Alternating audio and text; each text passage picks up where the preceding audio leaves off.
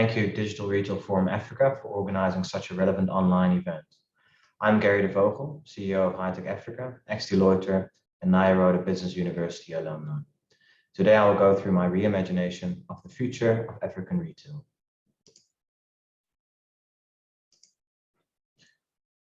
The definite mood for 2022 and beyond is one of movement, moving forward in a rhythmical manner. This isn't a race to recovery. This is a steady journey towards continuing to adapt and evolve to the new norm. It is a balancing act, but companies pushing the boundaries will walk out of this era with increased market share and customer loyalty. It's an era where companies have to think differently and find their own DNA, their core that speaks to their consumers, and innovate quickly whilst defining it.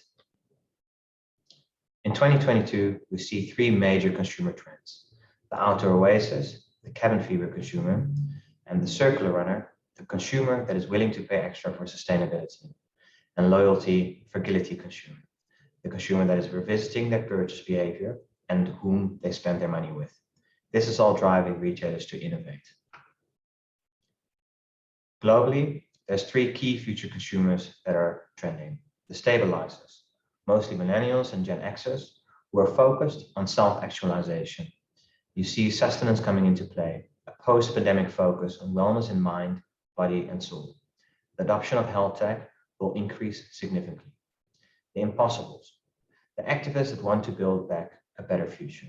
They are looking to the buy better, buy less movement, which holds a lot of merit. However, where does it leave those with less disposable income, especially in a world where inclusivity is now the norm? It is not easy upping quality, design, functionality, transparency, recyclability, and create a circular economy, and even manage production quantity to reduce waste and inventory. Then you have the settler, your local heroes, the consumer that buys local and supports their community. Retailers should respond to each of these cultural trends and changes and engage with each of them strategically to build lifelong loyalty. Web 3.0. Today, there are more than 5 billion mobile smartphone users, which counts for 66% of the population. By 2030, this is expected to be 90% of the population. Everywhere you are connected due to satellite internet. Affordable quantum computing unlocks the world of possibilities, probably things that we can't even imagine at this point. And every industry will go through a reinvention stage. This will be the driver of the fourth industrial revolution. With fast-paced developments on Internet of Things and robotics, it's a matter of time before AI, artificial intelligence, is running sales promotion based on data, patterns and behaviors, purchases, and managing stockholding. Human data will become the most expensive commodity. Online retail will see Web 3.0 becoming a new norm. Tim Berners-Lee, the father of the World Wide Web, talks about the semantic web, a way that computers employ the meaning of words, not just pattern matching, along with logical rules to connect independent nuggets of data and so create more context for information. Web 3.0 results from combining content, commerce, community, and context with personalization and vertical search, with behavioral advertising taking new shapes and a website becoming a marketplace with augmented reality, a metaverse, or 3D open web, as some call it. Virtualization will be a key aspect of Web 3.0's adoption in the online retail landscape. Further, a successful full cover of 6G in the future, which I'm imagining it will be called by then. And this is a must, as unlimited data and high speed will become the norm and necessity. A lot of visionaries suggest brick and mortar retail will be dead in 10 years. In a continent like Africa, where some countries don't know change yet, where millions per country don't have a postal address, it is hard to see it disappear. What I do, however, imagine is retailers pushing the boundaries to give consumers an experience like they have never had before. Online fighting offline, I personally don't believe in it. It is showcasing your product, your brand on all fronts. And you can decide as a consumer how to purchase it the way you want. It's quite disorientating times for retailers, with changing consumers' expectation and exploding demands. Key is bringing online to offline retail and try and get the offline experience to online. 2030 will see online stores being more expensive than online. While shop fitting is once every so many years, R&D only will be a yearly investment. The decade ahead will therefore be galvanized by tech advances. Both advertisement will undergo a digital transformation as in-shopping experiences. The idea that our media is about to become dimensionalized is fascinating. For many years, marketing assets have always been delivered on a flat plane. Whether outdoor, TV, or even digital banners, creators only really need to worry about one side of the placement, the side facing the consumer.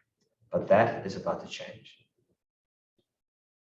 Malls will need to reinvent to become a destination resort and fast. Some anchor tenants will only want to have locations open in these type of malls. They feed on the need to get social interaction and people that want to escape the surrealism, to escape the digital world and put your personal avatar aside. But it must be worthwhile. The ones staying behind might become ghost towns. Good stories now more than ever. They need it. The pandemic was a catalyst for change, and in a world filled with worry about information quality, eco-anxiety, financial uncertainty, and emotional contagion, optimism feels somewhat outlandish. But it does exist, and we're seeing the radical optimism truth seekers now driving global conversation and innovation. Optimism, connection, and meaningful relationships offer far-reaching strategic benefits for brands that offer value beyond their product and service. It's the integrated business function that ensures brand promise and purpose is kept at the forefront of each department's decision-making. In COVID or an economic crisis, however, what is the first thing companies do? They limit customer service level. They pay suppliers late or push them so hard for price it jeopardizes quality. They halt salary increases and bonuses for anything below senior management, or even cut salaries of the people that need the full basic income the most. Bain & Co. announced a third of retailers heading a direction of cutting costs and disinvest. Less stores, less customer service levels, they show short-term profit increases. Highly likely that we won't see these companies in 2014. In Africa, 1,000 responders on a survey had one key learning. It was that consumers in Africa have an impulse to buy if they see you're giving back to their community. This comes surprisingly above sustainability. 2040 will show 3 core strategies in retail organization: accelerate, as per old Tracy and Wiersma's theory, operational excellence, such low costs you can't avoid, especially in Africa, customer intimacy, trust towards your company, excellent service, and consumers are happy to pay a premium for it. They are seeking personal connections. They want to escape the surrealism. And this includes mom and pop shops. Product leaderships, and that's, I think, where the technology plays a big part in. The value proposition of the product is unparalleled of these companies, and they spend a massive amount on R&D. They want to be the best in class in technologically offline and online experiences. They're trying to make the gap bigger between them and the competitors. But before you start this new retail journey, the sprint to 2030, get the basics right. If you don't understand the basics, automating them will get you nowhere. Build trust between you and your consumer. Be unique. Don't be an outside-in approach company. Be an inside-out approach company. This ensures your company's DNA, your value proposition, is visible. Look after your staff. Pay attention to culture, because they give the customers an experience they're not going to get anywhere else. Don't make short-term gains kill your long-term strategy. Have a healthy relationship with your suppliers. Even if you're a big entity with a purchase power that can negotiate prices down to cents of margin, there will be a barrier that will cost you a supplier. Look after the community and they will look after you. So keep on moving. It will be a balancing act, and whilst moving forward, think differently.